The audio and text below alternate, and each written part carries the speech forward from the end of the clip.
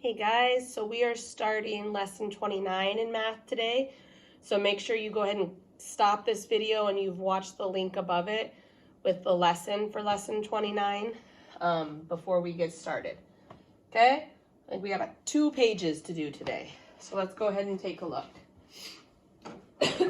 Our directions say, complete the story and solve. Label the number bond, color the missing part in the number sentence, and number bond. So there are blank apples. Well, 1, 2, 3, 4, 5, 6. Blank have worms. Well, if I zoom in,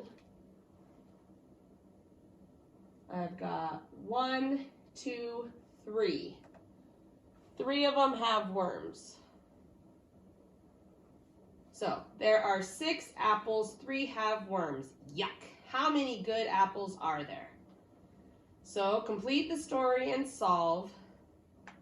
So 3 have worms. So 6 minus the 3 that have worms leaves me with, well, 1, 2, 3 have worms, 1, 2, 3 don't. 6 minus 3 is 3. So there are 3 good apples. Okay, now I need to label them. So we're gonna go, this is all apples, so we'll label it A for apples. This will be W for worms, and this will be G for good apples. Okay? So then it says, color the missing part in the number sentence and the number bond. Well, the missing part is what we didn't know. How many good apples? So good apples, good apples. Because this represents how many apples there were in all. This represents how many apples had worms. Our unknown part, or our missing part, was how many apples were still good. So that's 3. Okay, you're going to do the same thing down here with how many books are in the bookcase. 1, 2, 3, 4, 5, 6, 7, 8, 9. So 9's our first one. And then blank books are on the top shelf. 1, 2, 3, 4, 5. How many books are on the bottom shelf? So this will be how many books are in the bookcase, and then top and bottom. So how many in the whole bookcase, how many in the top, how many in the bottom. So complete the number bond, complete the number sentence, tell me how many books are on the bottom shelf, and then highlight the missing number, how many were on the bottom shelf. Okay, let's go ahead and take a look at numbers 3 and 4.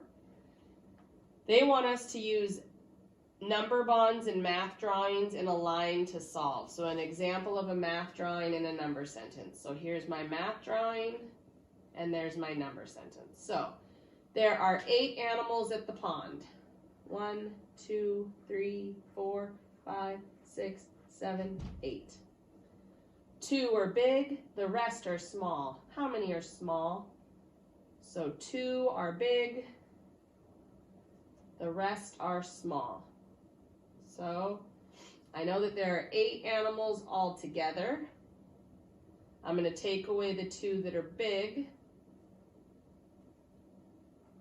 So 8 animals altogether, take away the 2 that are big.